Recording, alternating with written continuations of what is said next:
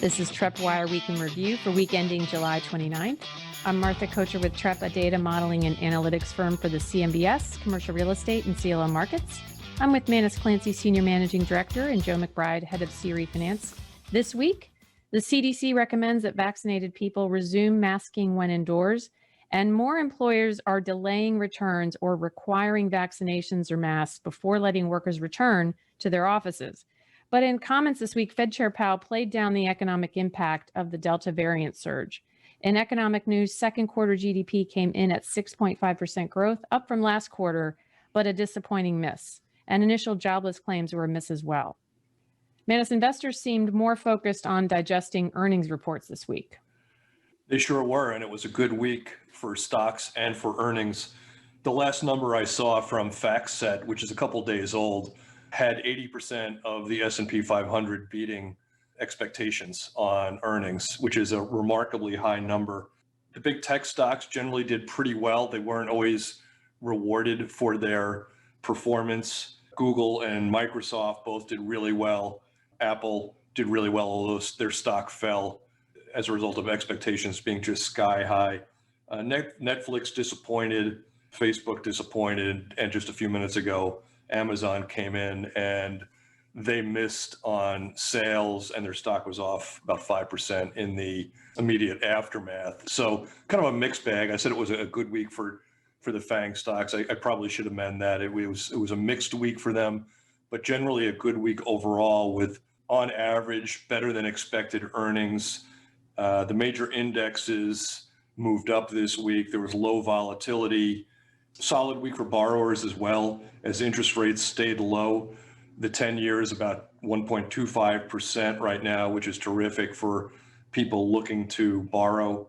The Fed earlier this week dismissed any notion of rate hikes, which gave investors and borrowers confidence that, for the foreseeable future, the Fed will remain accommodative, and no tapering this week, right? So another sign that the Fed is in no hurry to take away the punch bowl. So all of those are generally positive signs for the markets this week, and the markets reacted accordingly. But I don't think it was all great. I think for property owners, and of course we cater to the commercial real estate market with this podcast, it was somewhere between not a great week and a terrible week. When you look at what we're seeing out there, new mask mandates have been suggested for, I think, 63% of U.S. counties, which is just an enormous portion of the country. Restaurant mask mandates have restarted in some major U.S. cities. Apple, Google, and Twitter in recent weeks have delayed their reopening.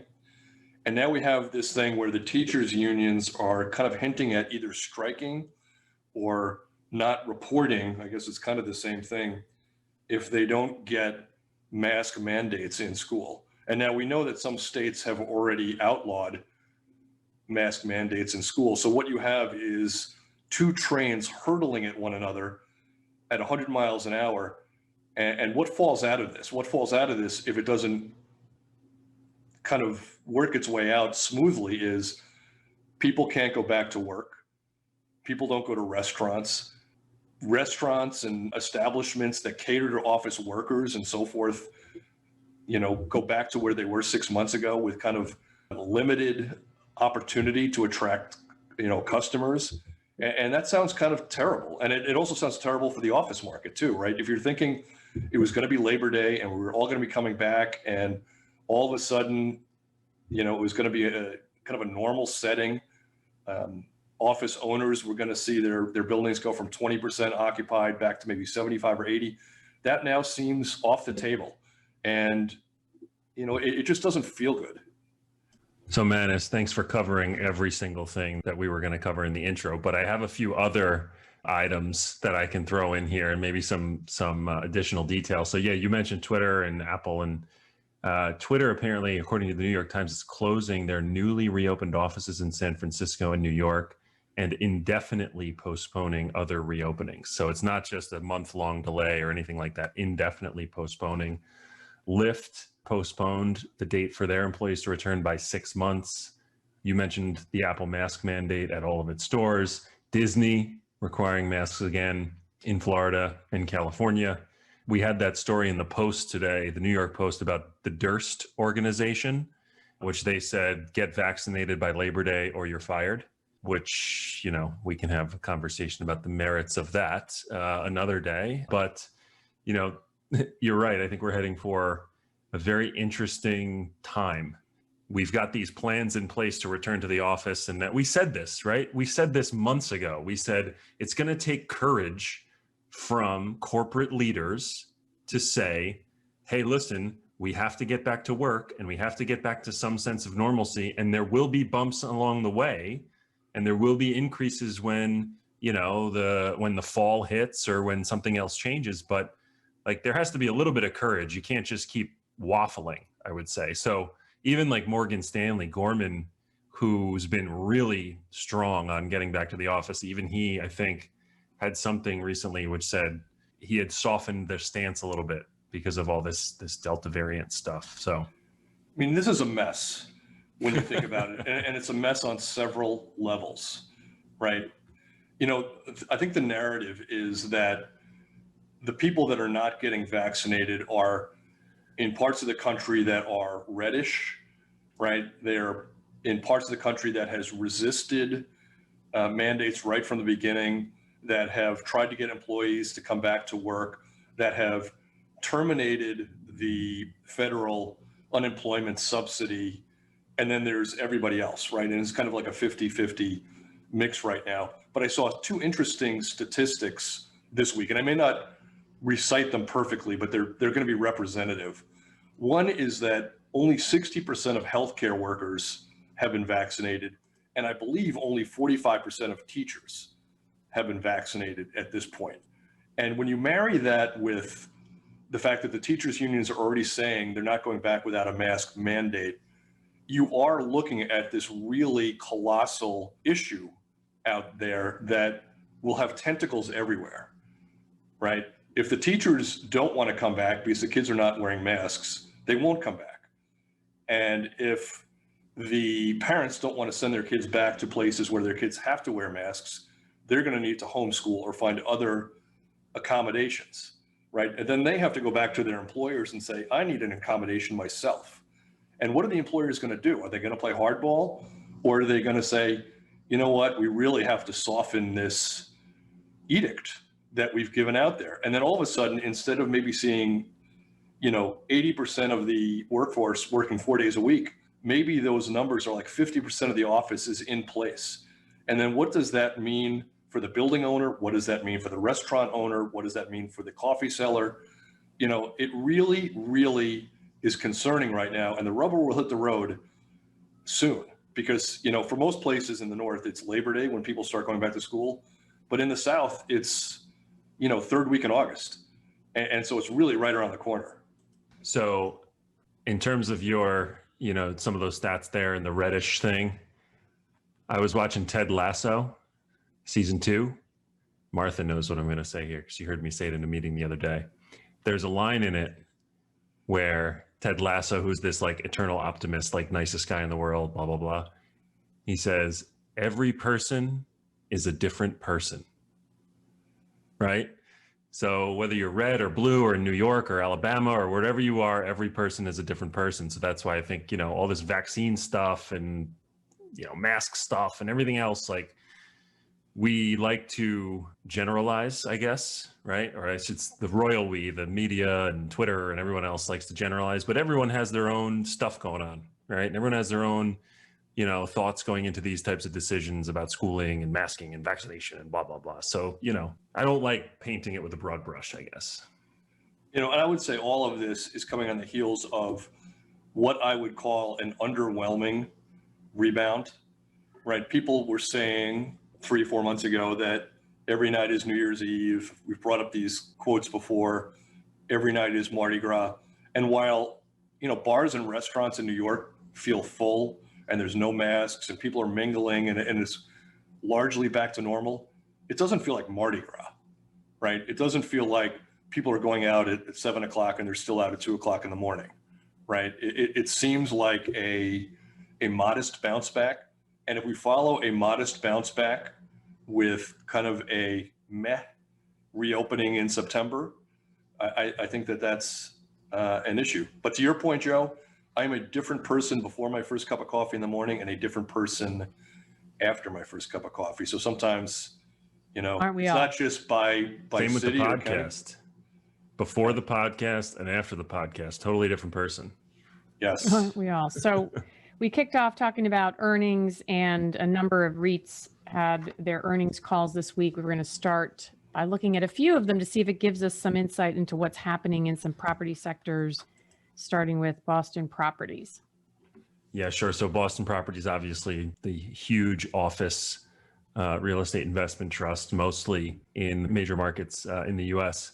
We did mention last week that they had raised a couple of $2 billion from the Canadian Pension Fund and some sovereign, I think the Singaporean Sovereign Wealth Fund, to continue down this path of, CBD, gateway market, office building. So they're doubling down on these properties that we were just mentioning have a lot of kind of uncertainty around them. But the earnings were good, right? So BXP came out, their stock went up, I think about 15% after hours when they reported earnings.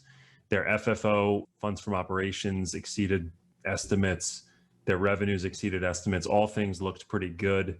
According to their earnings call, they signed 1.2 million square feet of leases with a weighted average lease term of 7.5 years. So a lot of activity and relatively long-term leases, when a lot of the anecdotes that we hear are, companies want to sign shorter term leases right now. I found, or I guess Martha found, actually, thank you for finding this quote here, where the president, Doug Lind, kind of broke down the office occupier world into three segments, basically large firms, medium firms, and small firms. And he basically said large firms are continuing on their, long-term expansion plans. Like, these are corporations that set in motion 5 and 10-year plans for expanding footprint, expanding headcount, and all those types of things. And those plans don't change very quickly. So even with COVID, there's still a lot of large corporate demand. And on the small side, and I think this is more anecdotal based on his quote here, but some of them, this important group or this really small organizations, they're stable. Very little is going to change regarding how they utilize real estate. Maybe some will work from the outside the office, but everyone is going to continue having a dedicated workspace. I wonder where Trepp falls. Are we small or are we medium? Probably small. And then there's this third group, which is an important group, the mid-sized organizations or younger companies that are experiencing growth, where it's unclear how their organizational culture is effectively going to be built. If people aren't in physical contact, and I think those companies are going to have to take some time to figure all of this out, will it work or won't it work? Basically, he says, we think it's going to take 6 to 12 months to get a real perspective on how these mid-sized growth type companies are going to act in terms of their footprint, which I think kind of makes a good amount of sense. So, overall revenues, occupancies, lease up, all pretty positive from Boston Properties, and some interesting anecdotes there on their forward-looking thoughts. They also made a couple of purchases, which again underscores their confidence in the market. I think they had one in Seattle, one in Manhattan.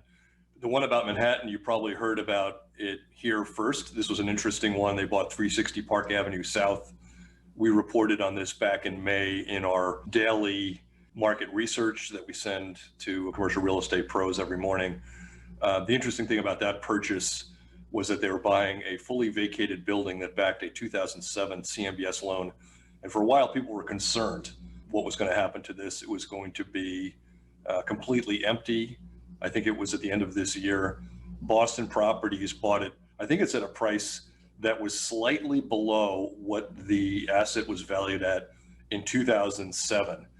And you could look at that several ways.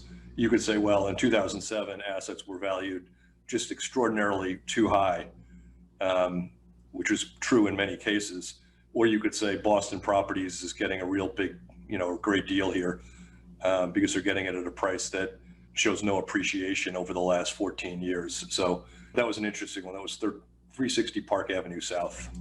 And we had two other REITs, one focused on more of the experiential real estate, movie theaters, for example, and student housing.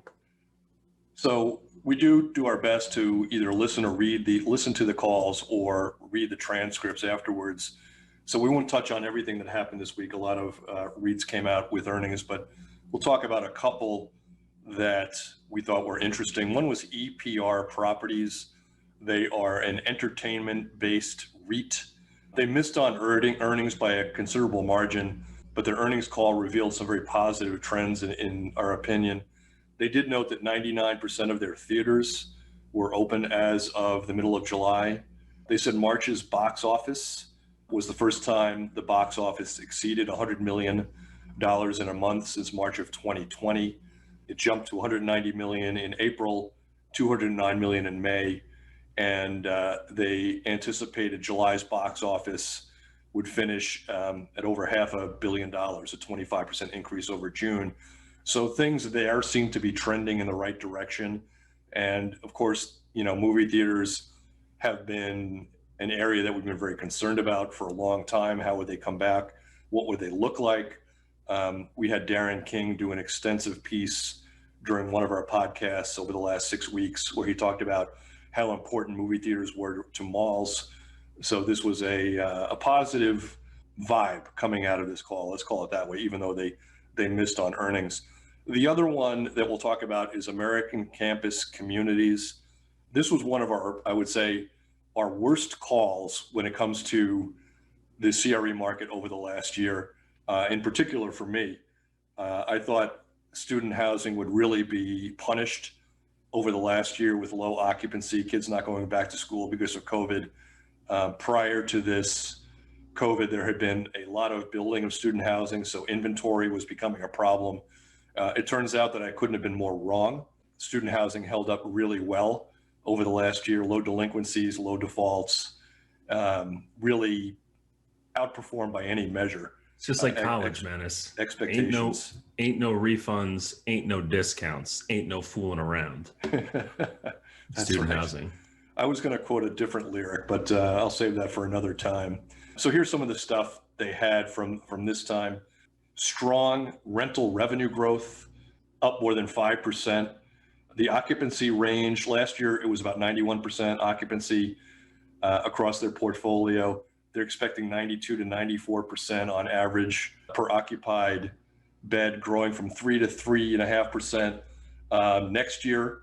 So we thought that those were all positives. And they did make a comment, which was also a nice sign for the future. They said new supply is moderating. As I mentioned a few minutes ago, that supply had been an issue going into the pandemic.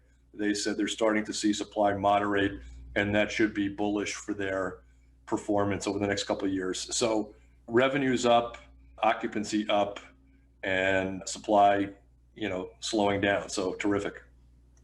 We're finishing up the delinquency report this week. Any preliminary numbers we can share at this point? We're pulling things together. We'll put this out next week, but more of the same. I think that's the headline that will come out next week. We're seeing modest improvement in the overall delinquency rate.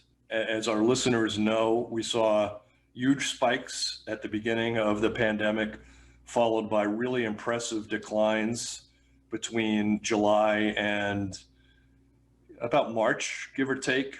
And then the last 3 or 4 months, it's been more modest declines, under 10 basis points in many cases over the last 3 or 4 months. This month should be similar. We will still see another modest improvement in retail and a big dip in the hotel delinquency rate as that part of the market continues to heal. Special servicing down modestly, and all the rest of it to come out early next week. So look for that report probably on Monday. And turning to retail, Tesla announced that it is shuttering a number of its showrooms in high-end shopping malls and instead is going to invest in less expensive locations. Yeah, this is an interesting development. Tesla is the type of tenant that really draws high-end spenders. Usually the dividing line between whether a mall is going to make it or not make it is about $300 to $350 per square foot of sales in their inline space. And if you didn't know what a mall's sales per square foot inline space was, one of the biggest tells in the last couple of years has been, do they have an Apple store or don't they? If they have an Apple, you attract that high-end spender. It's a destination mall. It's probably new. It's refreshed. The tenant base is very attractive. And if you were looking for a second best, believe it or not, even though they weren't necessarily one of the biggest spenders in a mall on average, although they could be at times, another tell was usually Victoria's Secret. If a mall had a Victoria's Secret, that was usually a tell that a mall was kind of on the upper end of the per square footage ratio or level or quadrant, whatever you want to call it. You know, if the mall is more of a Forever 21 type H&M mall, you know, then it's going to be on the lower end, maybe $400 a square foot. But Tesla, if you look where the Teslas are, we had one of our newer employees, Jen, work on pulling this data. You could listen to the list of names that Tesla is located at among securitized properties.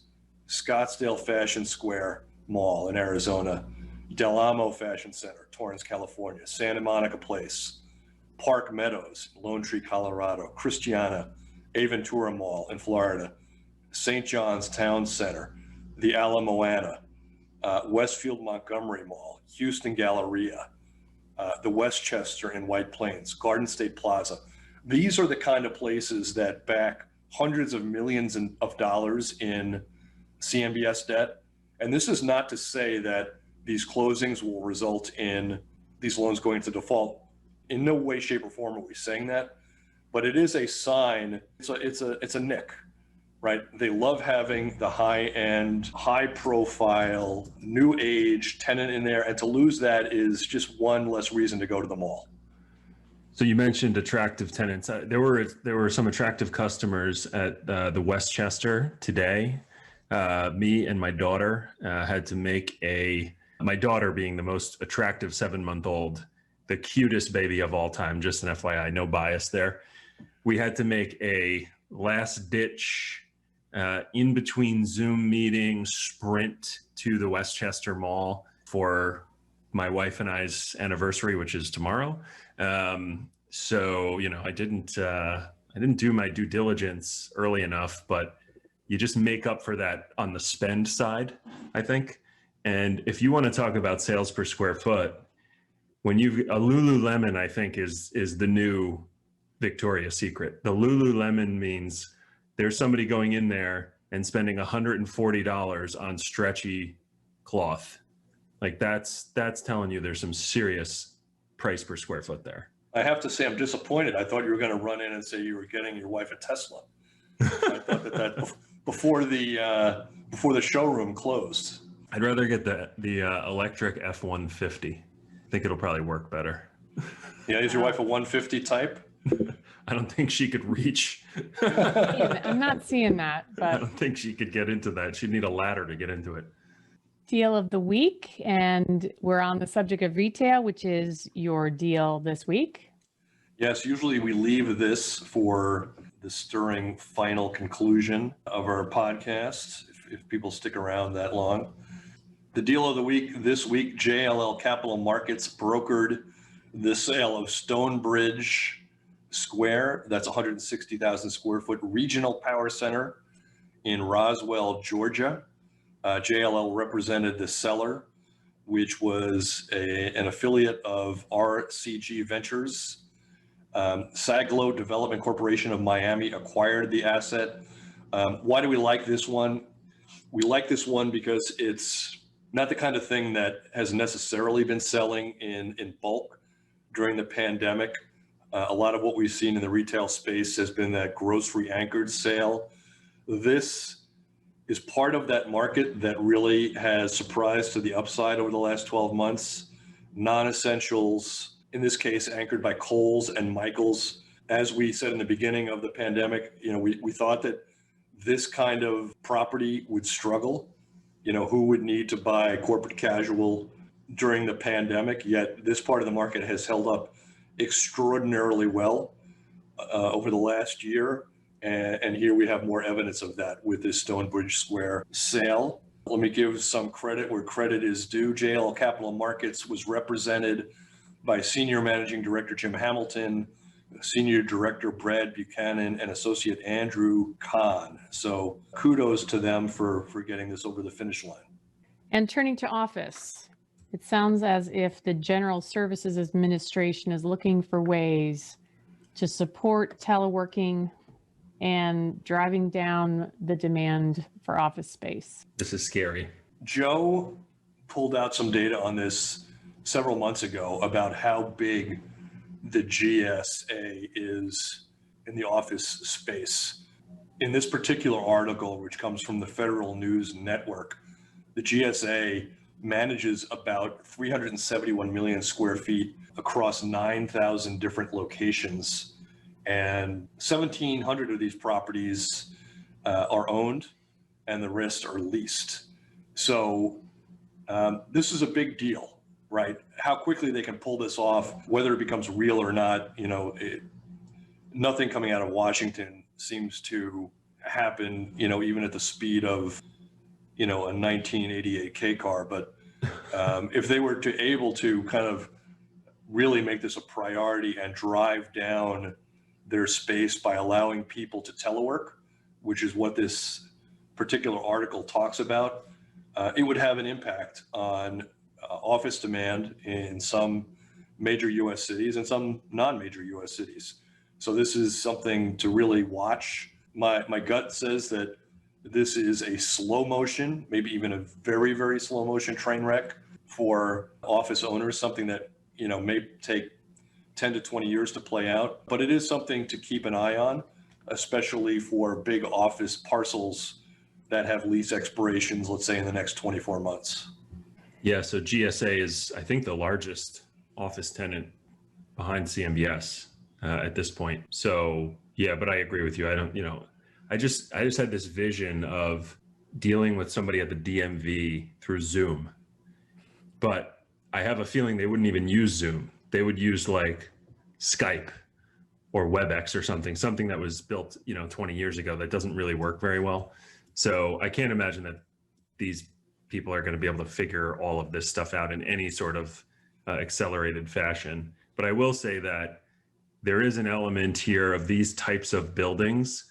Generally, no pun intended, these types of buildings are government issue buildings. They're the older 60s and 70s kind of concrete, they're not the type of sexy, sleek office buildings that are going to be able to easily re-tenant their space if they lose these tenants. I think the architectural form, honestly, is called brutalist. Yes. And that's what it is. And I should amend, or I should add to my comment that I made before. We do deal with a lot of regulators and people in Washington and so forth, in the Fed and other agencies. And, we have nothing but respect for the people in the rank and file. My comments about the pace of this has more to do with, how quickly Congress works and the incentives that are put in place to make this happen. So I wanted to make sure I put that in there because I do have a lot of friends in that space that I know are hardworking and really diligently trying to keep the economy from coming off the rails. I stand by my DMV comment. And turning to a couple of trading alerts we had this week, which were also office news. Yeah, the first one is the must know of the week. We put this out as a trading alert, I guess, on Tuesday or Wednesday. The original story came from Ryan Orey of the Chicago Tribune. And this was kind of seismic. Law firm Kirkland & Ellis is in talks, and it seems like they're in advanced talks for 600,000 square feet of office space in the Windy City at the Salesforce Tower, which is under development. Currently, Kirkland & Ellis has 665,000 square feet at 300 North LaSalle Street. That represents 51% of the space in that 1.3 million square foot tower.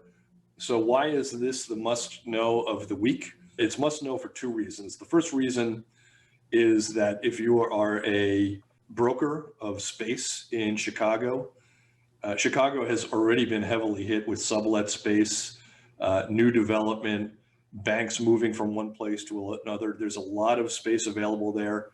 And if Kirkland and Ellis does pull this off and does move to Salesforce Tower, that's another big swath of space that has to be backfilled. The other reason this is a must know for CMBS investors, it backs a $460 million loan. The 300 North LaSalle Street does. There's $215 million in senior debt, $244 million in B note debt. The Kirkland and Ellis lease is listed as ending in 2029, according to prospectus data and servicer data. However, if you read through the footnotes, as we did over the last couple of days, Kirkland and Ellis has a one-time termination option in 2025. The firm must give 24 months of notice and pay what I would call a modest termination fee, only 12 months of net rent, which is not a whole lot to pay to pair 4 years off of your lease. The law firm's base rent was $32.43 at securitization. The loan is split between two 2014 deals, one of which is a CMBX 8 transaction or reference obligation. And the senior loan probably has a lot of room before it has any risk. LTV only 27 to the senior loan. However, to the junior loan, to the B note loan, it's probably more like a 55 or 60. So something to watch closely over the coming weeks. We had another office story, Joe. Yeah, this one was juicy, and it comes to us by way of Commercial Real Estate Direct, our friends over there, and we reported on it this morning in our TreppWire email. 2 executives behind a big CMBS loan, quote unquote, are alleged to have misrepresented the property's financial condition when applying for the loan. They've been sued by the U.S. District Court in New Jersey. The subject loan is a $78 million portfolio loan split between 2 deals, 2016 deals, a Wells Fargo and another one.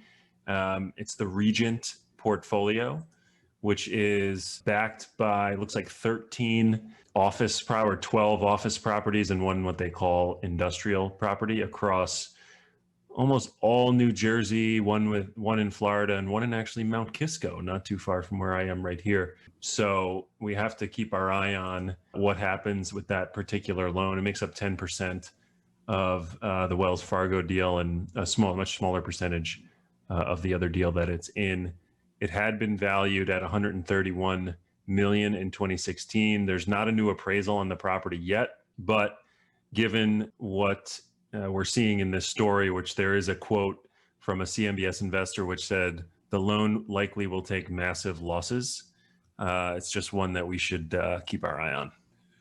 The interesting thing about this, which CRE Direct pointed out, is that you really wouldn't have known any of this stuff from the special servicing comments. The loan has been delinquent for a long time. It's been in special servicing for a long time, but the comments are a little bit vague. So kudos to CRED for going out and kind of digging up this story, which I think was really unknown to CMBS investors until recently. I do have one more story that was breaking just a few minutes ago.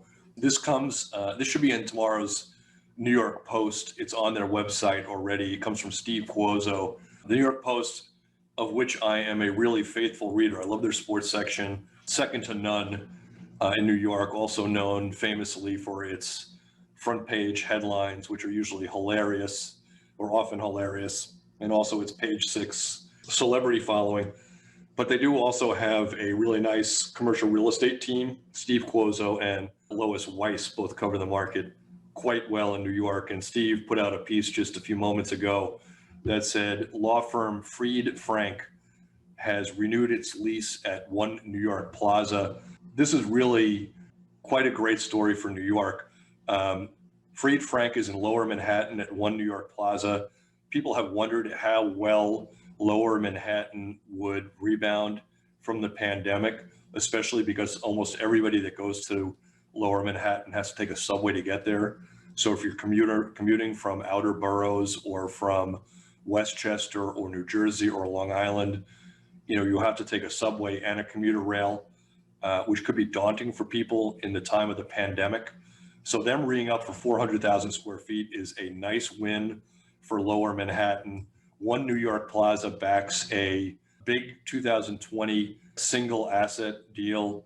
Fried Frank is the second largest tenant with about 15% of the space. The lease was going to end in 2024. And as our listeners really know, I love to highlight positive stories. So there's one for you in the Manhattan market. Turning to multifamily, the Biden administration is getting pressure to renew the moratorium beyond the Saturday deadline. So we're going to discuss a little bit about what happens if that doesn't happen and it does lapse the end of this month, which is supposed to be when it ends. It's an interesting point of view that we saw this week from Lisa Beilfuss in Barron's. I've mentioned in the past that I'm a very loyal reader, not only of the New York Post, but also of Barron's. I love my Saturday morning coffee and that publication. She put out a piece over the weekend that talks about how the end of the moratorium might be very bullish for some real estate investment trusts. She singles out Avalon Bay, Camden Properties, Apartment Income REIT, and Essex Properties. And her thesis is that for a lot of these guys, they've already taken the charge for delinquent and unremovable tenants that have not been paying rent, and at the end of this moratorium will allow them to reestablish the rent roll with tenants that are able to pay. So she pointed that out as a potential positive sign for these REITs. There were some warning signs, however, in this article, which included a note which said that 1 in 4 people of the 51 million renters surveyed recently by the US Census Bureau, I believe, have no confidence or only slight confidence that they will be able to make next month's rent payment. And 15% of the people in rent occupied units are behind in their rent payments. So bullish for REITs if the moratorium ends. But honestly, with those kind of numbers, I think there's gonna be an awful lot of pressure on Washington to extend this moratorium. Those are pretty scary numbers.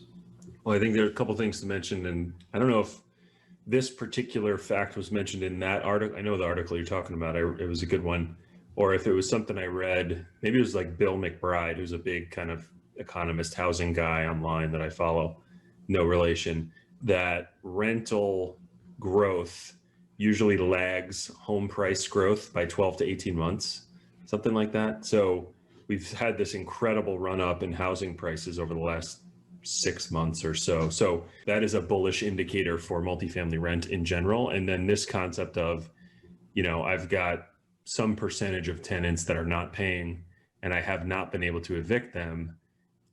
So that means my kind of total average rent that I'm charging in my building has not grown since they've been in there, right? So, or it hasn't grown for those units. If I can actually remove those tenants and put in new paying tenants at a more market rate, instead of the 2% annual growth that I would have done after 1 year, I'm going to make up for it and raise rents by 5 or 6 or 7%, because that's where the market is now. And another element of this is that the headline CPI inflation numbers are, we talked about it last week, they're driven by some sort of rent plus mortgage payment average type of thing. Like it's some sort of like rent aggregate or approximation that they use. So this could actually cause that part of the CPI number to be higher than it has been, right? We think it's been artificially low, but I've been saying it since this happened. I think this is something that should be enacted by Congress. It shouldn't be an edict that comes down from a health agency.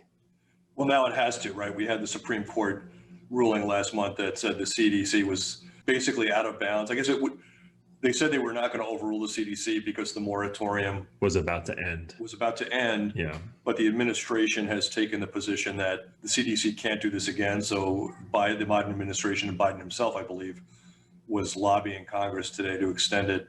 And we'll see what happens there. Here it is from Justice Kavanaugh, in my view, clear and specific congressional authorization via new legislation would be necessary for the CDC to extend the moratorium past July 31st. So unless they try and sneak it into this $1 trillion spending bill that they're working on, I don't know if it has to, I would think it has to end on the 31st. So turning to hotels, hotel occupancy continues to rise, but we have some details behind how to look at that.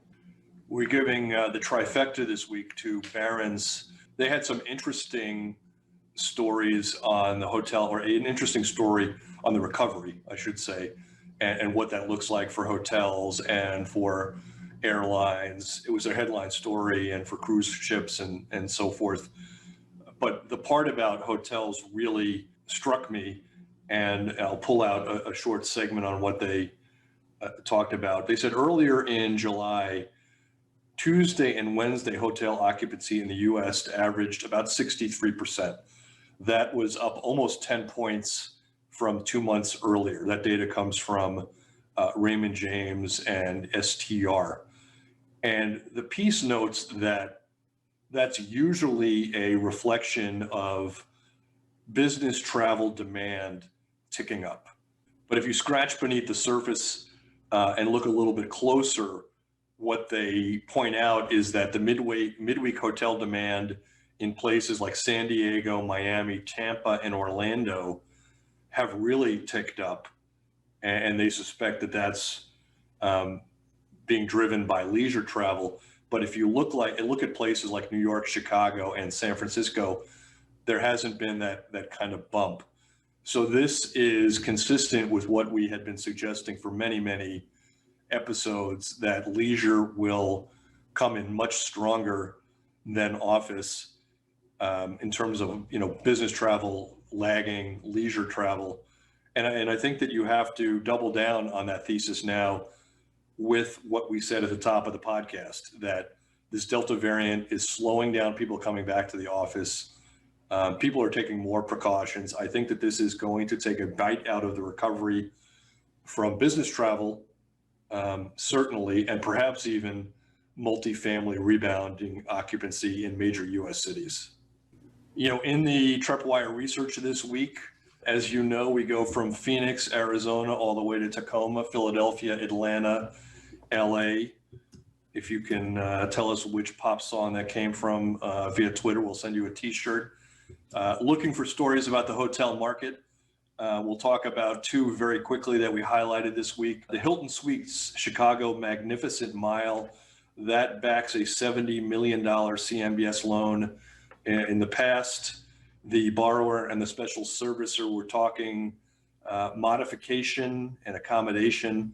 The property is a 345-key full-service hotel in Chicago, renovated most recently in 2014. The most recent special servicer comments now indicate that the borrower and special servicer are discussing a deed in lieu. This particular set of comments has some interesting numbers. Occupancy rate for the 12-month period ending in May 2021, only 18%. ADR and RevPAR for that period at $135 ADR, $24 RevPAR, respectively. The other story we'll talk about among the many we wrote this week, in Atlanta, the Marriott Atlanta Buckhead Hotel, the value of that particular property cut in half. It backs a nearly $50 million CMBS loan. The collateral is a 350-key full-service hotel. Why was this interesting to me? Interesting because Atlanta has generally been spared problems in commercial real estate for the last couple of years, not that hard hit in the pandemic. For the 12 months ending in September 2020, occupancy was only 36%. Before the pandemic, DSCR was above 2.0x. For the 12 months ending in September, only 0.06x. Collateral was valued at $78 million originally in 2016. This month lowered to $38 million. I will say that there's been a lot of talk on this podcast. Uh-oh, do you hear in the background? It's mayhem in my house. Coxsackieville, rashes, fevers, just absolute mayhem this week. No sleep, loving it. I will say one anecdotal thing. Manis has been driving the train here, as he has been for a year and a half on this podcast. But I will say one anecdotal thing on the hotel side is that... What, am I dead? Let's say, Martha's the Wizard of Oz, Manis is Dorothy, and I'm, the Tin Man. I'll add one more thing to that. Haley's the Undertaker in The Godfather, right? Who's there to clean it all up after the fact. Yeah. That's right. Use all your powers, Haley. Right. So, Joe, your mother doesn't have to see the original. So anyway, let me just say that, there's been this talk of distress and distressed investment opportunities and all those types of things over the last year and a half. We deal a lot with it with our clients and with our, the people who use our data and models and stuff. And I will say that the types of transactions that we seem to be seeing on, the auction platforms and on, the brokerage emails and those types of things, there still seems to be a relatively active market for the distressed hotel and the distressed hotel note. And we continue to see that on our side, on the client side as well, right? There's still some good activity from hotel investment groups coming into the market looking for distressed plays there. So where the total activity of the distress did not materialize as a lot of investors had hoped, I think if there is a place where some stuff is getting done, it's in this hotel space. Yeah, I think that last week when I looked at the various auction sites, it seemed to me that about 50% of what was out there was hotel. Trepp is preparing to release its ranking on the top secondary metro areas for commercial real estate investment in 2021. And that will be released in the coming week. But we do have a sneak peek at the results. Joe, how much are you going to reveal? This is one of my favorite pieces of content that we do, usually once or twice a year.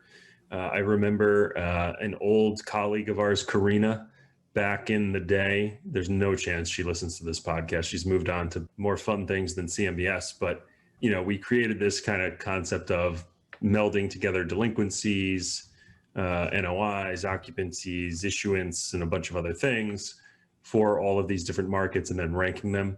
And so right now, the 2021, if you hear my son screaming in the background, this is just work from home life. So apologies for that.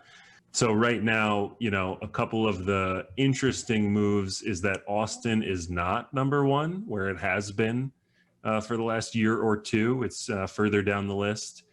Vegas has moved up several spots towards the top of the list. San Jose is up there where, you might think California, lockdowns, everything else.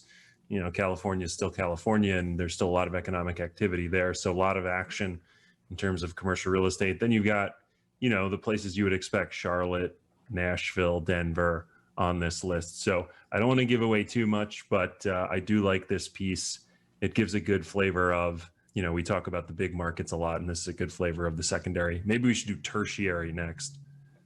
I will say, historically, this is one of our most popular pieces. People are always interested in knowing what's happening in the secondary markets. So let's turn to shoutouts. Brian B. sent us a link after our inflation discussion. He sent us a link of John Williams, who actually talked a lot about some of the things that we talked about, that the measurement of inflation is slightly adjusted in contemporary times compared to what we've been used to. So he liked having that discussion.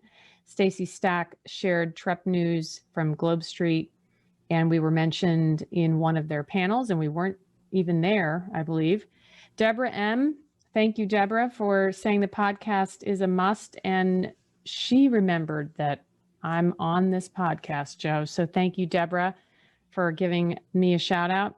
BB Dogatanasi liked our discussion about SL Green News, and Black Eagle Real Estate tweeted, "Where is Manis Clancy having lunch? Welcome back to the office, Trepp." So we might have to take a photo of where Manis eats. I have a very adolescent palate, I have to say. Adventurous for me would probably be Chipotle. I'm mostly a Five Guys, Nathan's type of guy. I've been desecrating my body for decades. And, it's unlikely that you'll see me at a very Tony place, although I do like to take my wife to Tony places periodically. I have a couple of other shout outs as well. Jeffrey, thanks for reaching out on LinkedIn. He and I had a conversation about the CPI numbers as well. Deborah and Kathleen both asked about loans in purgatory. Deborah pointed out that when you factor in different special servicers, different controlling parties, different state jurisdictions, the amount of time that it takes to foreclose on a particular property and the amount of time it could spend in purgatory adds a lot of nuance to the process. And I couldn't agree more with that comment, that there's a lot more beneath the surface. And for those that are betting long or betting short on CMBS or CMBX, that certainly has to be part of your calculus as you're trying to figure out how quickly these things will resolve. And a programming note, MBA, Mortgage Bankers Association, is having a webinar on August 3rd, of which there's a panelist that would include Manus, as well as Jamie Woodwell, who's actually been on our podcast, and Tom and Johnson from MBA, and a director of policy research from Compass Point, where they're going to discuss the potential tax changes and changes in leadership at the FHFA. And that was something we actually talked about several podcasts ago. Yes, Jamie was a guest at one point. He is one of the speakers there, as Martha said. I'm not sure if this is open just to MBA members or not, but if you'd like the link, we're happy to share it with you. So reach out to us on Twitter or email, and we'll make sure that we get that to you. And I know we always are looking for back to normal or normal-ish indicators. And one this week was Starbucks. It had its best third quarter revenue ever. And same-store sales jumped 10% from pre-pandemic levels. But before we all get too excited, nearly half of all their transactions came from drive-through, and a quarter of them came from mobile orders for pickup and delivery. So it seems that folks are getting their Java one way or the other. Yeah, it's always been a question for me as to, what would cause the bigger riot. And I ask my wife this from time to time, what would be easier to forego, your cup of coffee in the morning or your bottle of wine or a couple of glasses of wine at night? And, if you were to ask, 50 of your friends, if you had 50 friends, I don't have 50 friends, I think it would be split right down the middle. That cup of coffee, without that cup of coffee in the morning, nothing gets going. I'm with you. I'm 100% on the coffee angle here. How about a coffee and a not safe for work, turn off, put your earmuffs on, cigarette? We don't do that anymore, but there is nothing better than those two together when you're 20 years old. Or a cigar. Now that I can get with. So anyone who's interested in cigars and wants to meet up, you know who to talk to. And with that, we'll close. Thanks to our producer, Haley Keene. Join us next week as we review what's happened during the week and how it may be impacting you. If you have a question or comment, send an email to podcast@trepp.com. For more info, visit trepp.com and subscribe to the podcast with your favorite provider. Thank you for listening and stay well. All right.